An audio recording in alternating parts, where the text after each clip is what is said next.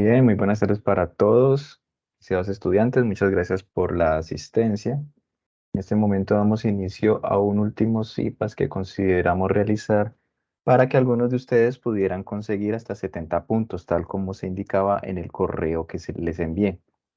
Hasta 70 puntos que podrán ser colocados en su nota diferente a los laboratorios. Desafortunadamente, el sistema no permite colocar la nota en la parte de la puntuación referente a los laboratorios. No es posible adicionar una nota que no sea la que sus tutores de laboratorios les adjudiquen en el espacio de la plataforma correspondiente a los laboratorios. Así que deben tener en cuenta eso, por favor, para ustedes hacer sus cuentas. La idea es repasar algunas temáticas del curso muy breves, y que esas temáticas los preparen para resolver un tallercito que les voy a enviar ahorita al finalizar la reunión. Es un taller fácil, un formulario en Google que se los voy a enviar a los correos, a todos los correos a los que les envié los correos previos. Allí mismo les voy a enviar ese taller y podrán realizarlo hasta ahora a la medianoche. No tendrán un plazo adicional, ya que mañana temprano va a cerrar la plataforma, entonces no es posible algún plazo adicional. Tendrán hasta ahorita a las 12 de la noche para que por favor envíen ustedes resuelto ese taller. Igual eso está diseñado para que ustedes lo resuelvan en menos de una hora. Está muy sencillo. Correcto, entonces vamos a realizar el recuento de lo que se vio en el curso, pero solamente algunos tópicos muy específicos. Trabajamos las temáticas de la electrostática, el campo magnético y la inducción electromagnética. Dame un segundo acá. Y la inducción electromagnética. Esas fueron las temáticas que se trabajaron. Entonces vamos a ver solamente algunos temas de cada una de esas áreas. Recordando siempre, y esto es algo que le sirve para todos los cursos de física y les servirá a lo largo de su carrera, que siempre hay que definir para las cantidades físicas o las cantidades que nosotros estemos midiendo, siempre hay que saber en qué unidades se está trabajando. Entonces recuerden que habían unas magnitudes fundamentales y unas magnitudes derivadas en el sistema internacional que fue en el que trabajamos. Las longitudes se trabajaban en metros, la masa en kilogramos, el tiempo en segundos, la temperatura en Kelvin, bueno, eso para los cursos de termodinámica. Y las magnitudes derivadas, pues eran las que se construían a partir de las magnitudes fundamentales. Todo lo que se vio en el curso, todas las cantidades físicas tenían unas unidades asociadas. Entonces, esto siempre hay que recordarlo.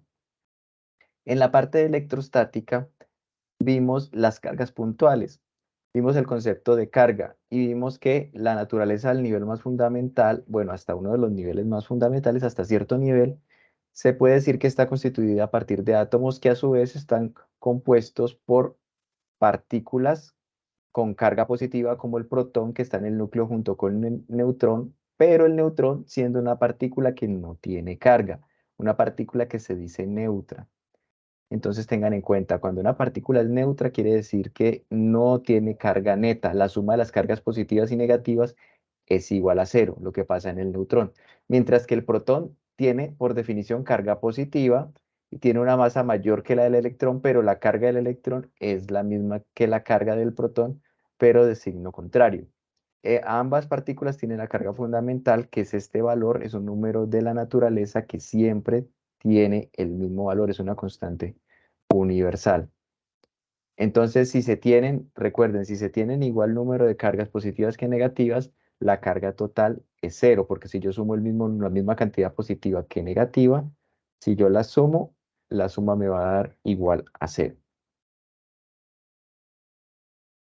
Luego vimos el concepto de fuerza eléctrica. Trabajamos principalmente también con cargas puntuales. Entre dos cargas puntuales está la expresión para la fuerza eléctrica, la llamada ley de Coulomb, donde aquí tenemos las cargas. Aquí estamos calculando como la fuerza es un vector, aquí tenemos solamente la expresión para la magnitud de ese vector, que depende del valor absoluto de la multiplicación de las cargas dividido la distancia de separación de las cargas al cuadrado, y multiplicamos por una constante que también es una constante universal.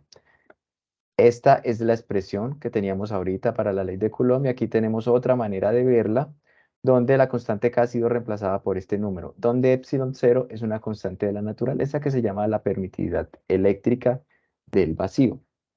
Todo esto lo vimos que esas que esas constantes K o epsilon cero siempre la podíamos encontrar en los libros, podíamos acudir a internet, podíamos aproximar, por ejemplo, la constante K a 8,988 o más aún a 9 por 10 a la 9 y aquí tenemos las unidades en el sistema internacional.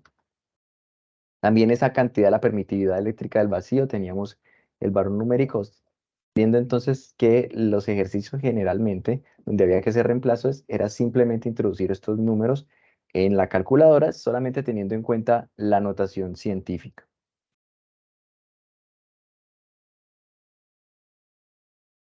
Ahora, un aspecto muy importante, las cargas de diferente signo se atraen, las cargas de signo contrario se repelen. Eso es un principio fundamental de la electrostática, donde la fuerza se calcula, la fuerza que siente una debido a la otra, se calcula utilizando la ley de Coulomb. Y donde, miren acá las flechas de las cargas de igual signo. Esas flechas van en signo contrario y se dirigen a lo largo de la línea que une ambas cargas. Esas flechas son de igual magnitud, o sea que siempre hay que ubicarse en una carga y calcular la fuerza que siente esa carga debido a la otra carga. Fuerza repulsiva para cargas de igual signo, fuerza atractiva para cargas de signo contrario. También recuerden ese aspecto, por favor. Luego pasamos a ver el campo eléctrico. El campo eléctrico, que era esa perturbación que hay en el espacio alrededor de una carga, en este caso cargas estáticas.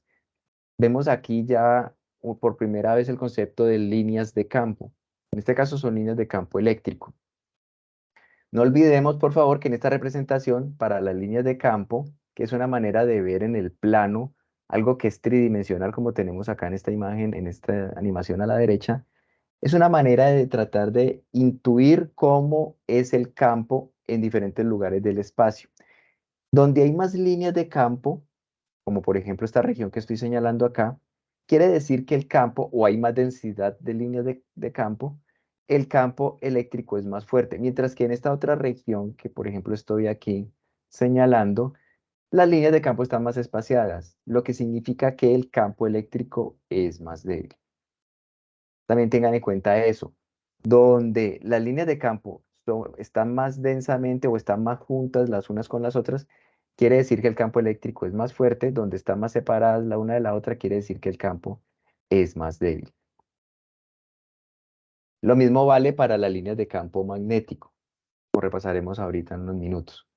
Esta es la expresión para la fuerza eléctrica entre dos cargas puntuales, la ley de Coulomb, y el campo eléctrico generado por una carga se obtiene a partir de la ley de Coulomb, generado por una carga puntual, dividiendo entre una carga que llamamos carga de prueba. Entonces, esta expresión que tenemos aquí a la derecha es la expresión de la izquierda donde dividimos entre Q0. Esta ya, la anterior era la expresión escalar, o sea, la magnitud del campo eléctrico. Si queremos ya más información, la que tiene que ver con la parte vectorial, entonces aquí tenemos la expresión para el campo eléctrico debido a una carga puntual. Aquí en este dibujo de abajo tenemos el campo eléctrico en un punto P. No olvidemos que el campo eléctrico de una carga puntual es radial, donde lo radial significa que si miramos aquí este vector director, este vector negro, se aleja de la carga puntual el campo eléctrico. Si lo miramos el campo eléctrico en el punto P, es un campo eléctrico, miremos la flecha roja, que se va alejando de la carga aquí positiva a lo largo de la línea que une la carga positiva con el punto P. Y en el punto P, si nosotros ubicamos la carga de prueba, la carga Q0, vamos a sentir, bueno, dicha carga va a sentir una fuerza debido a que hay un campo eléctrico. Esa carga, por definición, es una carga positiva. Eso también se trabajó en el curso, todo con cargas puntuales para analizar las situaciones más básicas, pero que el principio fuera el que se trabajara. Entonces, un ejemplo, muy rápidamente, me piden calcular la magnitud. Siempre hay que verificar cuando estas cantidades son vectoriales si me están preguntando por todo el vector o solamente por la magnitud. Si me piden todo el vector, tengo que calcular tanto la magnitud como la dirección y el sentido. Si me piden solo la magnitud, hay que utilizar la fórmula para la magnitud. Simplemente me dan la distancia a partir de la carga a la que se debe calcular el campo y me dan la carga. Donde este símbolo acá es el símbolo de nano. Nano coulombio significa por 10 a la menos 9. ¿Vale? Aquí tenemos el prefijo nano. nanocoulombios, donde coulombios es la unidad de carga eléctrica. Así que esta es la fórmula que hay que utilizar y simplemente en esta parte aquí reemplazamos el valor de todo este término, que es una constante de la naturaleza y siempre podemos acudir a los libros para conocerla. Ahora arriba colocamos el valor de la carga. Miren que nano es por 10 a la menos 9. Y aquí debajo colocamos la distancia de separación al cuadrado. Como me la están dando ya en metros, entonces hay que elevar esos 2 metros al cuadrado en el denominador. Todo muy sencillo. No olvidemos que trabajamos con la ley de Gauss. La ley de Gauss es aquel procedimiento que permite calcular para ciertas situaciones de simetría el campo eléctrico de una forma simple, relativamente simple. Lo que se vio, el principio básico, es que la ley de Gauss me sirve para calcular lo que se llama el flujo eléctrico. Y el flujo eléctrico se calcula a partir de esta división. Cuando tenemos una superficie, como por ejemplo aquí esta superficie esférica, superficie que llamamos superficie gaussiana, y esa superficie encierra una carga, podemos calcular el flujo eléctrico simplemente dividiendo la carga total que está encerrada por dicha superficie entre la permitividad eléctrica del vacío. Realizando esta división sin importar la geometría de la superficie. Entonces tengan en cuenta eso, por favor. Sin importar la geometría de la superficie, o sea, ya sea un cubo, pero tiene que ser una superficie cerrada. O sea, tiene que ser un cubo, o una pirámide o un cilindro. Tiene que ser una superficie que no tenga huecos, como se está representando aquí, por ejemplo, esta esfera. Entonces solamente hay que saber cuál es el valor de la carga encerrada. En este caso, por ejemplo, la carga encerrada le están dando el valor de esta letra griega psi dividido epsilon cero. Observen la psi acá. Están diciendo que el valor de la carga es psi, le están dando simplemente un nombre. Entonces el flujo eléctrico se calcularía de esta forma, pero no importa la forma que tenga la superficie gaussiana. Lo que pasa es que hay unas superficies gaussianas que para lo que se utiliza la ley de Gauss es para calcular el campo eléctrico, que hay situaciones de simetría para esas superficies que permiten calcularlo de una forma mucho más fácil que otras. Pero lo que deben recordar, por favor, es que es independiente de la forma de la superficie. Lo único que hay que hacer es dividir la carga que está encerrada entre esto que es un número, que siempre se va a conocer o por lo menos siempre podemos ir a averiguarlo. La permitividad eléctrica del vacío. Luego trabajamos también con el concepto de capacitor. Recuerden que el capacitor es un dispositivo que me permite almacenar carga, que le permite a los circuitos, a los sistemas eléctricos, almacenar carga para utilizarla posiblemente en un instante posterior. Si se le incluye un material que se llama dieléctrico, se puede aumentar la capacidad. Son materiales que tienen propiedades físicas que permiten que se aumente la capacidad que tiene el capacitor para almacenar carga. Entonces, el capacitor es ese elemento de circuito que me sirve para almacenar carga. Esta fórmula la vimos en la tarea, que es aquella que me permite, dependiendo del material que tenemos, una constante K que se llama constante dieléctrica. Es cuando tenemos un capacitor con un dieléctrico dentro.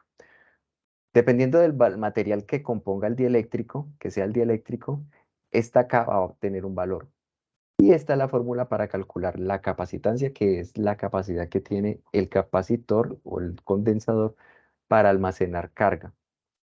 Entonces, es ese dispositivo que me sirve para almacenar carga, el condensador.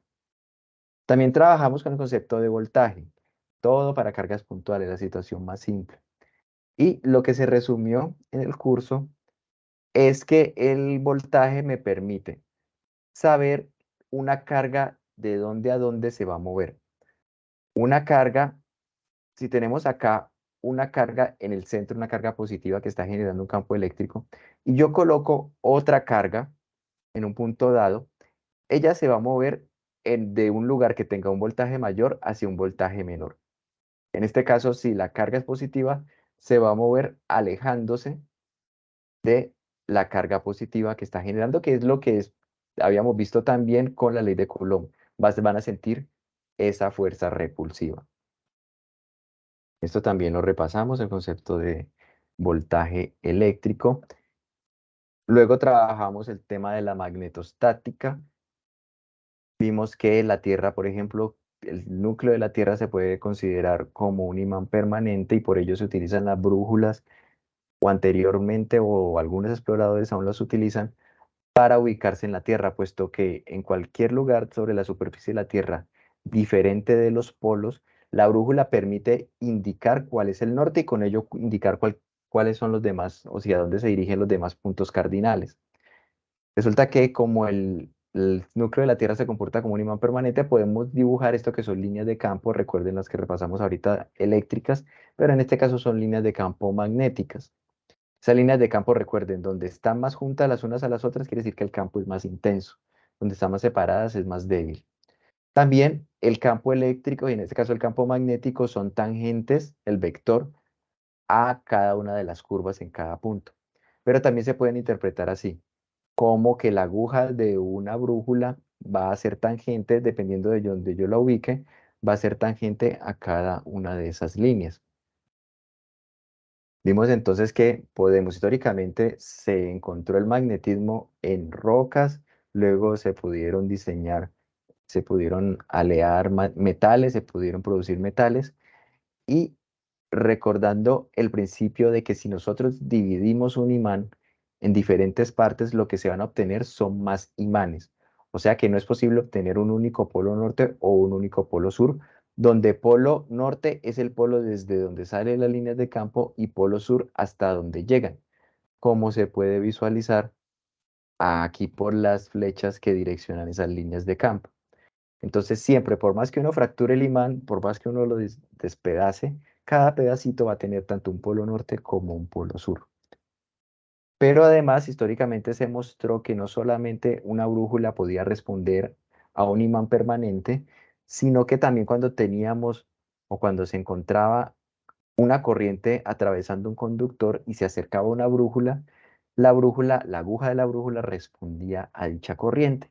Dependiendo de la dirección de la corriente, la aguja de la brújula iba a apuntar en una dirección u otra. Además, se encontró que la aguja iba a reaccionar de una manera más fuerte, era más dramático el fenómeno o era más perceptible el fenómeno cuanto más cerca estuviese la brújula del conductor con corriente atravesándolo. Así que también se encontró una dependencia. No olvidemos que la fuerza eléctrica tiene una dependencia inversa del cuadrado de la distancia. Entre más lejos estén las cargas, menor va a ser la fuerza entre ellas, ya sea atractiva o repulsiva.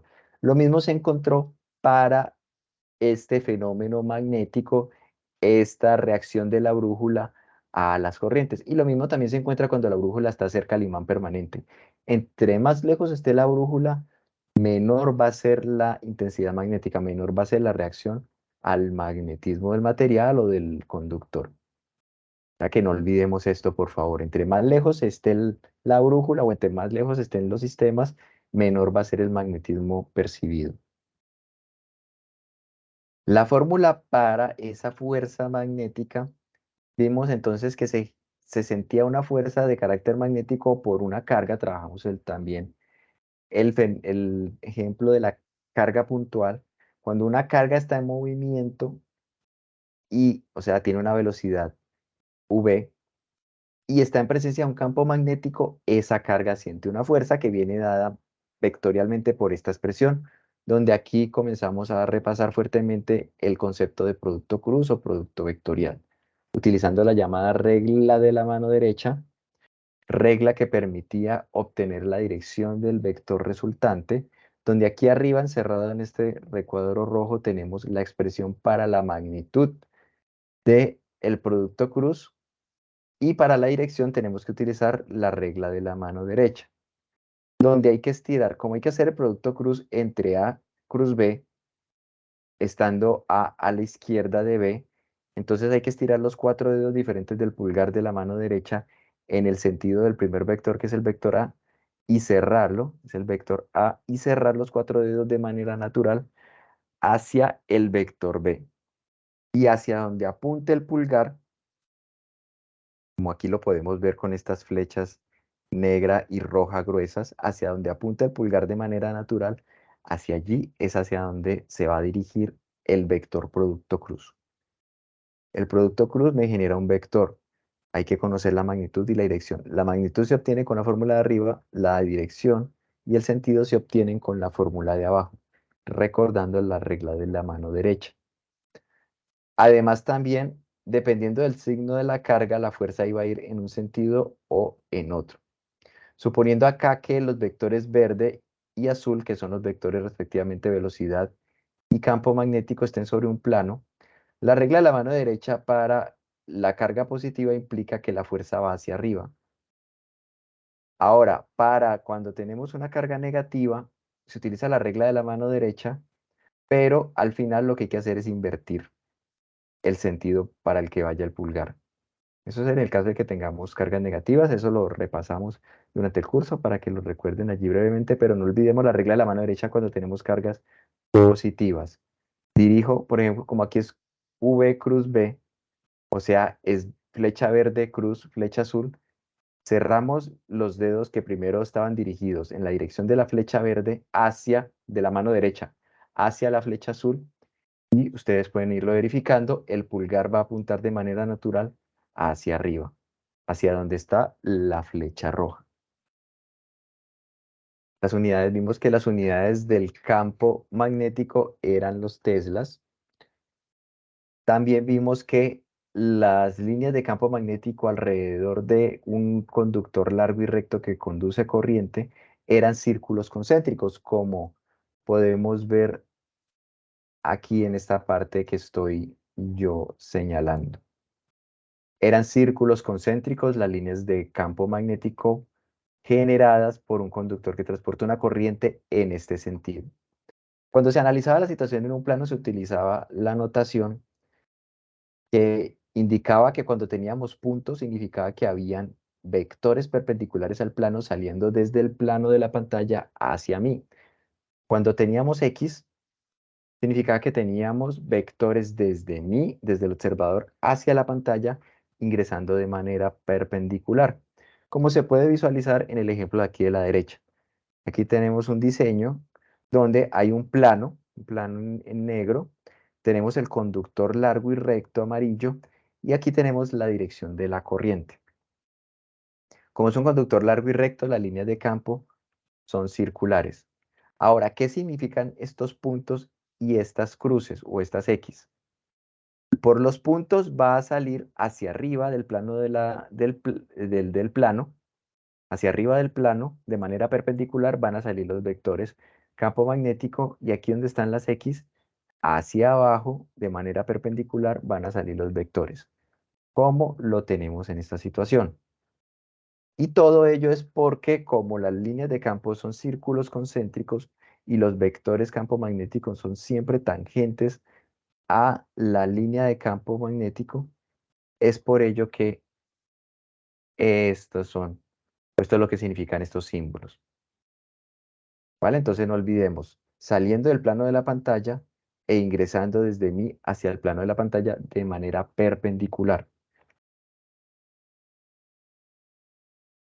Recordemos el concepto de la densidad de líneas de campo magnético. Aquí ya no tenemos un conductor largo y recto, sino lo que tenemos son anillos o aros. Cuando nosotros cerramos sobre sí mismo un conductor, construimos un anillo que tiene un campo magnético, una geometría para el campo magnético particular, siendo solamente el que pasa a través del eje del anillo recto.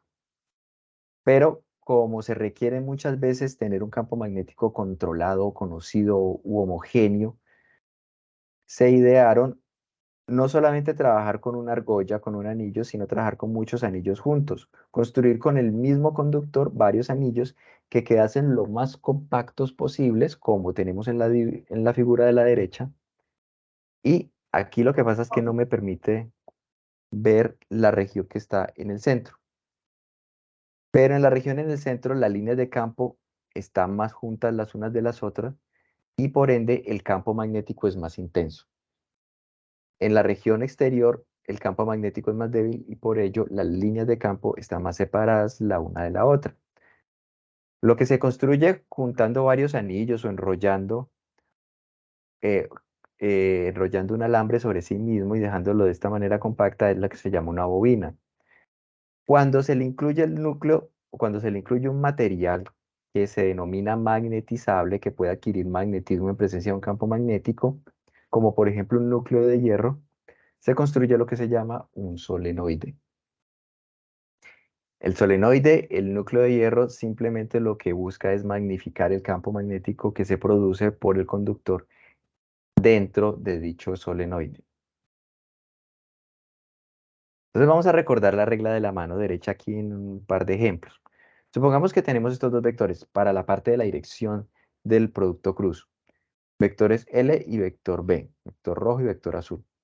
Entonces, si queremos hacer el producto cruz entre el vector rojo y el vector azul, ¿qué hay que hacer? Regla de la mano derecha. El vector que está a la izquierda es el vector rojo.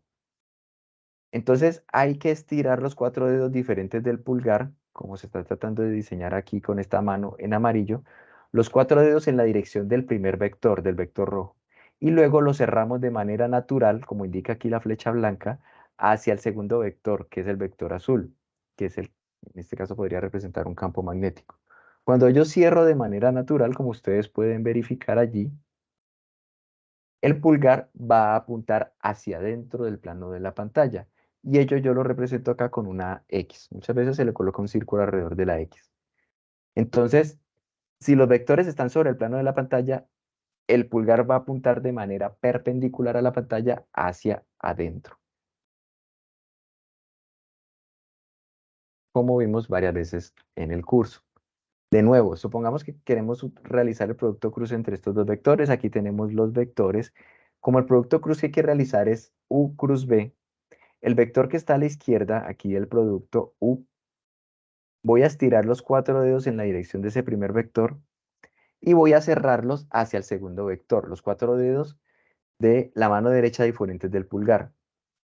Ustedes lo pueden hacer allí en casa. El producto cruz entonces lo obtengo cerrando los 4 dedos en este sentido. Y ustedes pueden verificar que al cerrar los dedos de esta forma, el pulgar va a apuntar hacia mí, saliendo perpendicularmente del plano de la pantalla. Y por ello lo represento así como un punto y muchas veces le colocan un círculo alrededor. ¿Correcto? Entonces recordemos por favor allí ese producto cruz porque de pronto les aparece un producto cruz muy sencillo en el taller. Ahora, también experimentando históricamente con el magnetismo, descubrieron que esta era la relación que cuando se quería calcular el campo magnético generado, por ejemplo, por un alambre, esta era la expresión que en una primera instancia los resultados experimentales reproducían este tipo de comportamiento. De hecho, luego se demostró que también la parte de aquí arriba en el numerador tenía que ver con la magnitud del producto cruz entre dos vectores. Así que ese campo magnético luego se mostró de manera vectorial, tenía que ver con un producto cruz. Ya no es la fuerza magnética que siente una carga, sino es el campo magnético generado por una carga.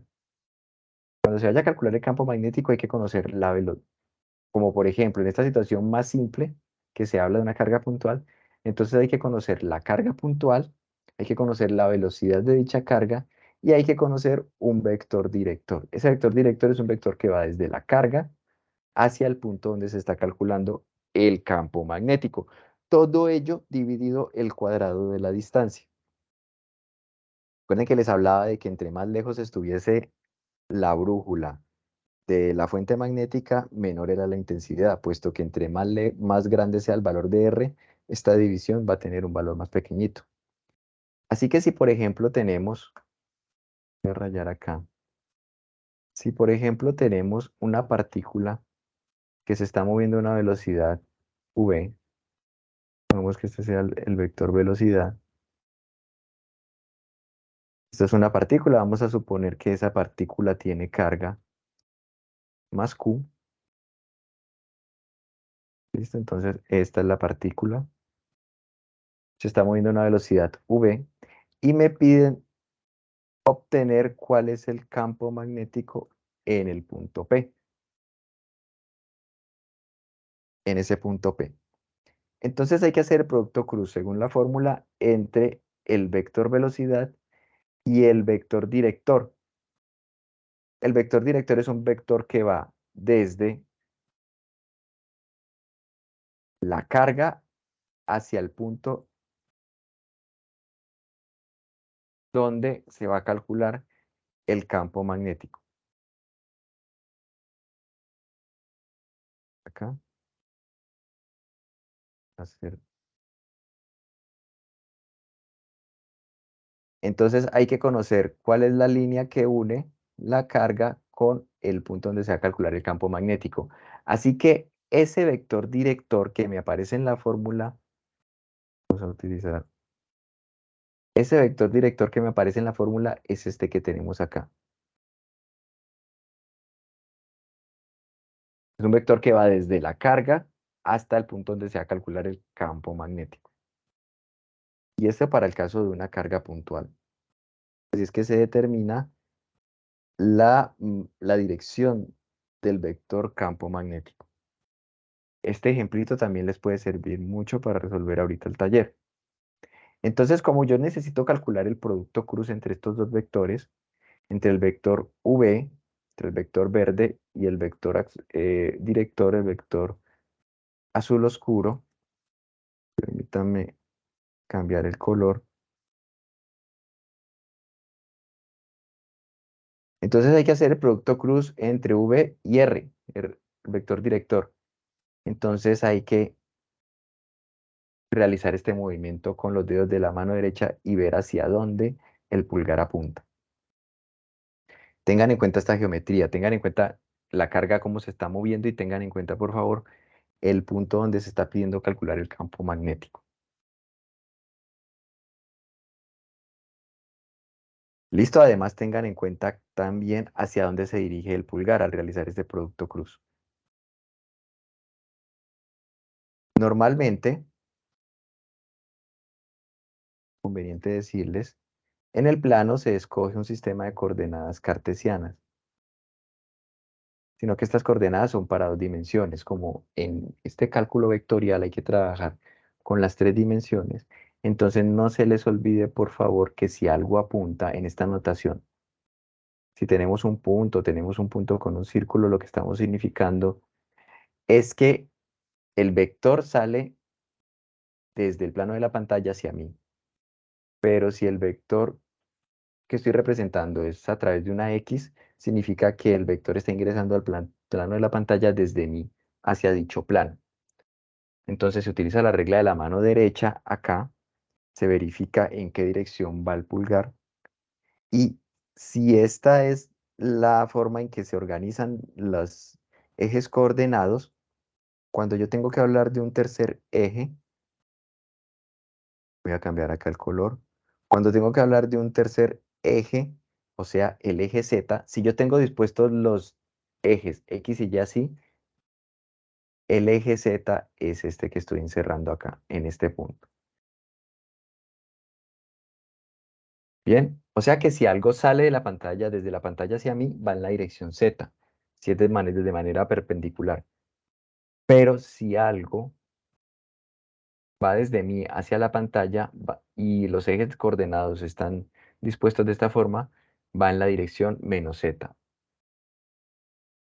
porque va hacia dentro de la pantalla y se había definido que, o se sabe que esta es la dirección Z, la que sale del plano de la pantalla hacia mí. Último aspecto a recordar acá, aquí aparece una cantidad mu sub 0 que al igual que epsilon 0, la permitividad eléctrica, esta se llama permeabilidad magnética. Esta es la permeabilidad magnética y tiene un valor numérico que siempre podemos encontrar en los libros. Permítanme un segundo, por favor.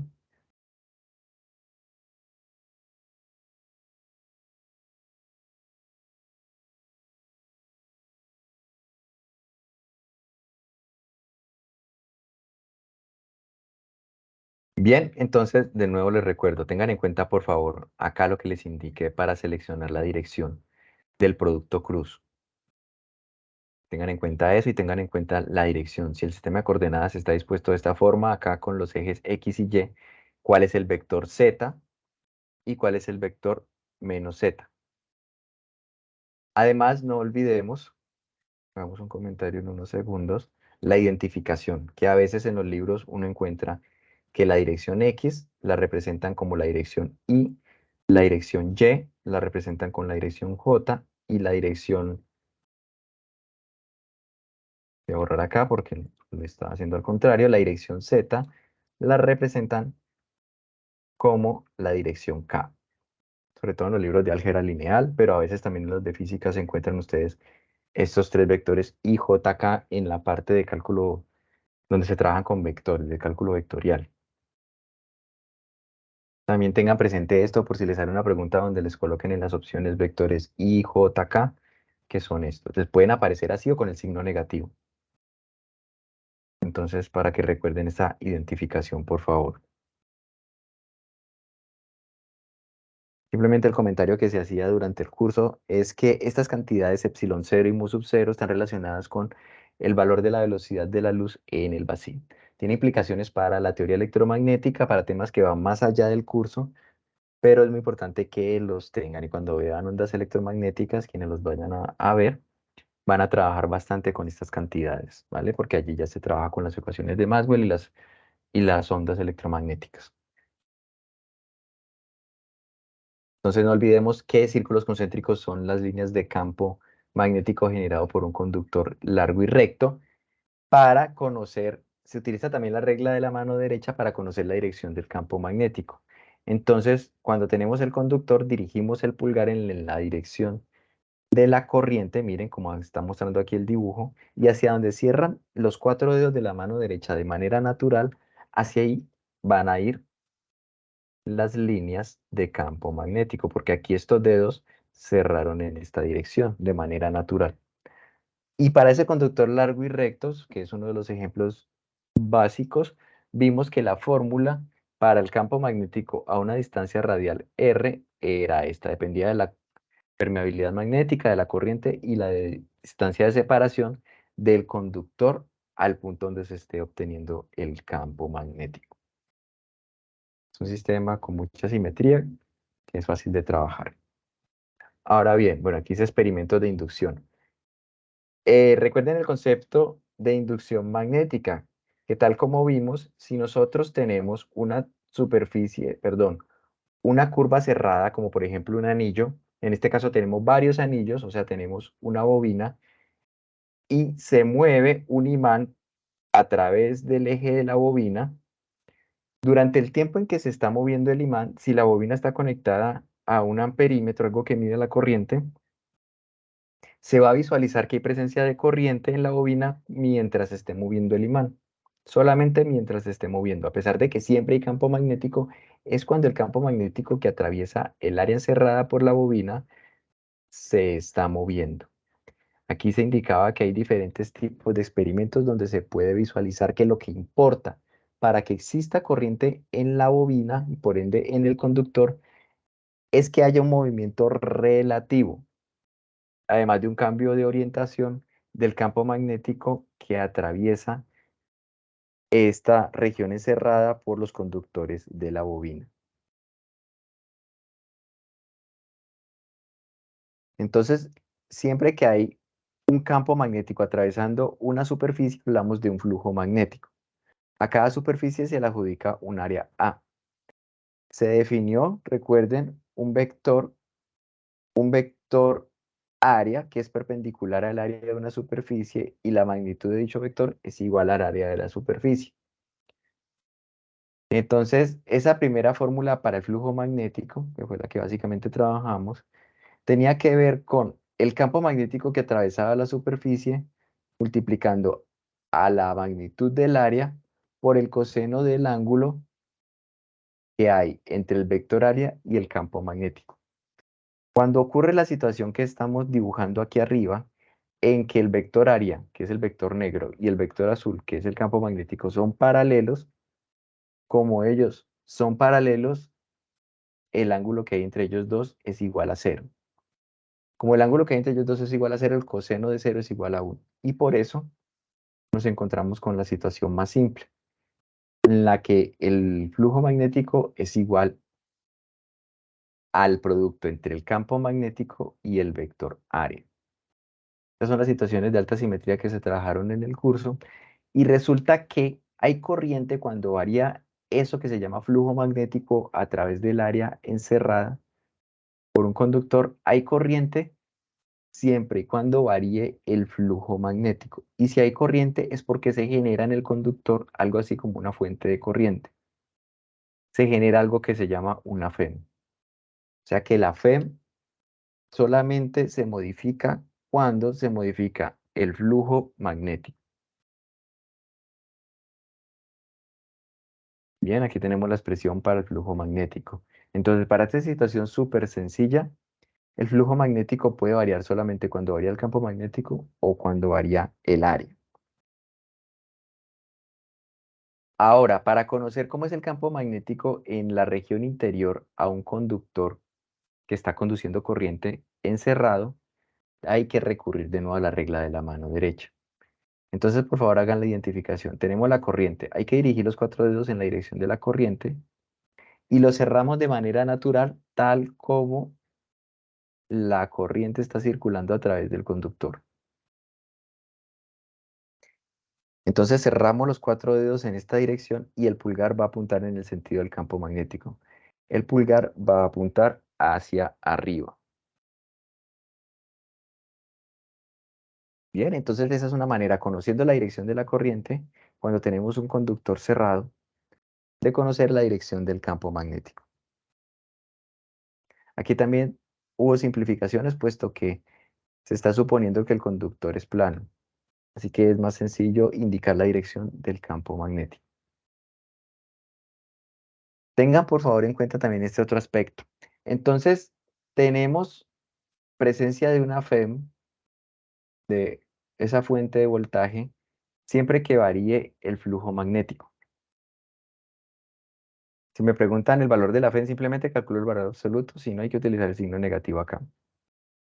Ahora, cuando tenemos una espira, está la expresión. Cuando tenemos varias espiras, cuando tenemos un solenoide o una bobina, lo único que hay que hacer es multiplicar por n, donde n es el número de espiras, el valor de la expresión anterior, para obtener la FEM. Entonces, una manera de aumentar la FEM es aumentando el área o aumentando el campo magnético o también aumentando el número de espiras.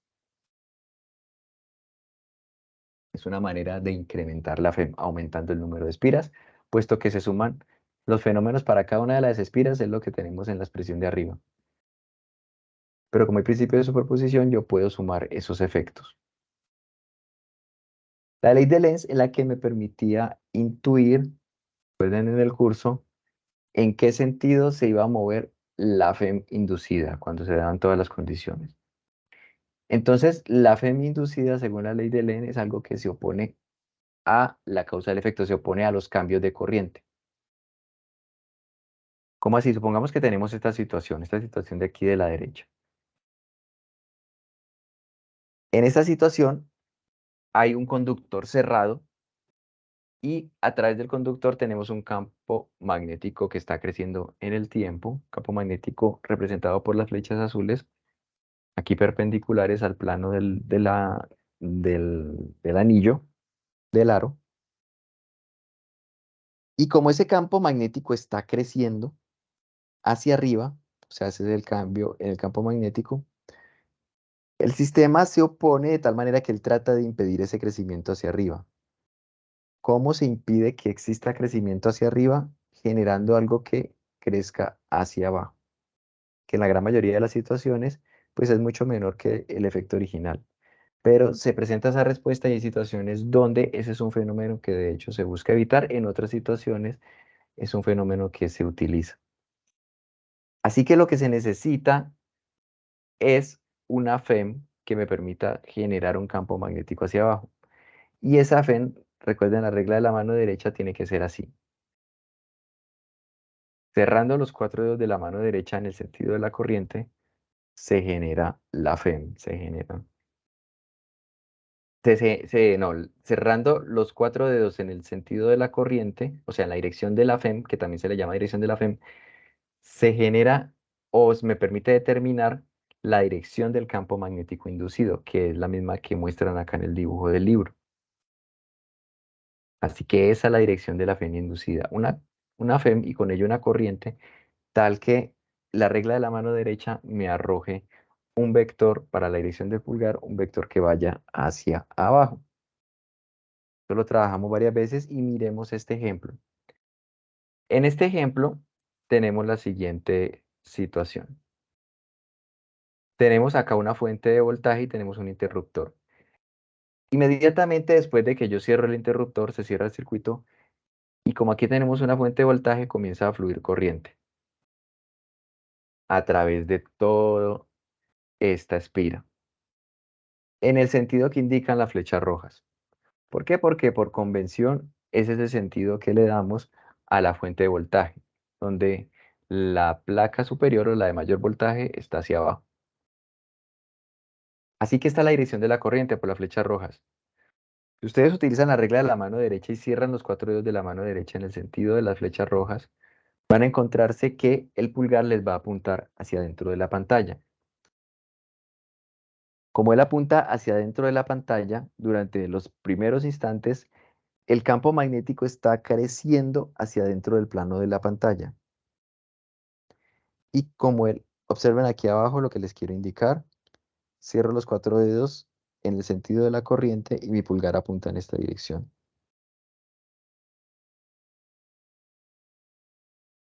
Como entonces está creciendo este campo magnético hacia dentro de la pantalla, el sistema tiende a responder generando un campo magnético que se oponga. ¿Y cómo genera ese campo magnético? Generando una FEM. Genera una corriente, lo que pasa es que por regla de la mano derecha, para que se oponga, tiene que tener este sentido de la corriente. Tiene que generar un campo magnético inducido. Un campo magnético que salga del plano de la pantalla hacia mí para que se oponga al crecimiento del campo magnético hacia adentro. Y para tener un campo magnético que salga del plano de la pantalla hacia mí, lo que se requiere es cerrar los 4 dedos de la mano derecha en este sentido y verán cómo el pulgar apunta hacia ustedes. Entonces, tener muy en cuenta también este ejemplo. ¿Por qué? Porque la espira puede ser así circular, pero también podemos tener espiras rectangulares. Y además, aquí como la corriente está creciendo durante esos instantes iniciales, la corriente está creciendo. O sea, la corriente al crecer genera cambios en el campo magnético. Pero como no olvidemos que el flujo magnético en la situación simplificada, ese flujo magnético viene dado por la multiplicación entre el vector campo magnético y el vector área. Así que en esta situación simplificada pueden haber cambios o de campo magnético o de área para que exista la presencia de una FEM.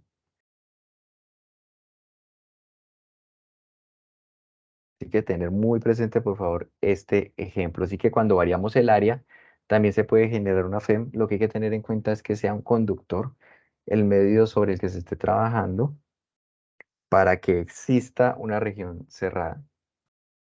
Una región cerrada entre la cual estemos variando el flujo magnético. Y ya por último, con esto vamos a terminar, pero con este concepto, que sé que les va a servir para el taller, la autoinductancia es justamente esa manifestación de esa ley de Lenz que me indicaba que el sistema se opone a los cambios. Cuando tenemos nosotros corriente, por ejemplo, corriente alterna o durante un instante inicial cuando recién se cierra el interruptor, siempre vamos a tener campo magnético. Lo que pasa es que ese campo magnético va a ser variable. Cuando entonces tenemos corriente atravesando acá que varía en el tiempo, todo cambio en esa corriente genera una variación en el flujo, una variación en el campo magnético y con ello una variación en el flujo. Cuando hay variación en el flujo se genera una FEM.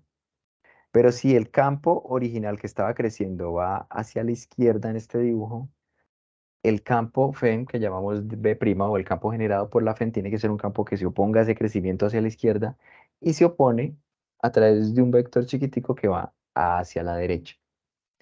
Entonces, El efecto de las inductancias en los circuitos es el de tratar de controlar las variaciones muy fuertes de corriente porque generan variaciones muy fuertes de campo magnético y permiten entonces controlar ese tipo de fenómenos entre muchísimas otras aplicaciones. Pero entonces ese es el principio de la inductancia.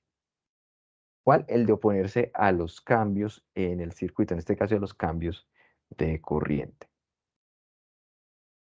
Y ya con eso culmino este repaso súper rápido que les iba a mostrar. ¿Correcto? ¿Hay alguna duda sobre la temática que les recordé?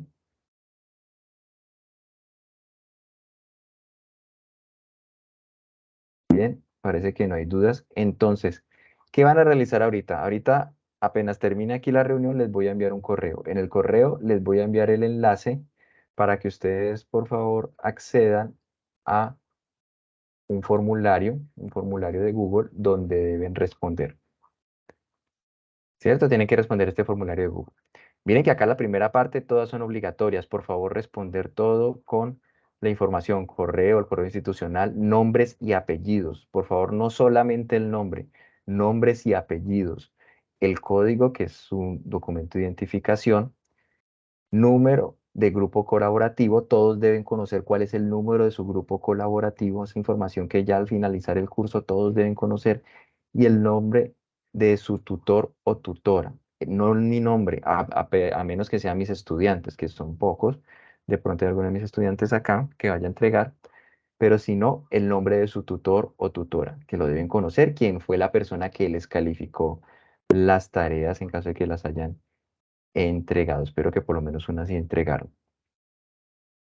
Entonces deben entregar esa información y comenzar a responder. ¿Vale? Comenzar a responder y al finalizar le dar a enviar. Como les había indicado y como ustedes van a encontrar en el correo, imagino que ya alcanzan a ver, que cuando le hago acá zoom no alcanzan a ver. El plazo aquí les doy hasta las 11:50, hasta medianoche. Hasta medianoche tienen plazo de responder. Desafortunadamente no hay posibilidad de plazo máximo. No hay ninguna circunstancia en la que se pueda dar un plazo máximo, ya que esto es una actividad extra. No es posible un plazo máximo para entregar este taller, por favor. Entonces, hasta hoy a medianoche recibo este taller porque las notas mañana a primera hora tienen que estar en plataforma ya. Entonces, ahorita mismo les envío este correo a todos a quienes les envié la invitación. Estén muy pendientes de acceder, por favor, ustedes aquí al formulario. Este es un pantallazo del correo que les voy a enviar. No olviden, por favor, que hasta 70 puntos pueden obtener, 70 puntos que les pueden servir a muchos para pasar la materia y que esos puntos solamente se pueden sumar en la parte de las tareas, porque no se pueden sumar ni en la parte de la evaluación final ni en la parte de los laboratorios. El sistema no lo permite. Así que tengan muy presente también eso, ¿vale? Estoy tratando de colaborarles lo máximo posible para que ustedes puedan recuperar su materia en caso de que la tengan, de que no la estén pasando. Entonces, en este momento voy a detener la grabación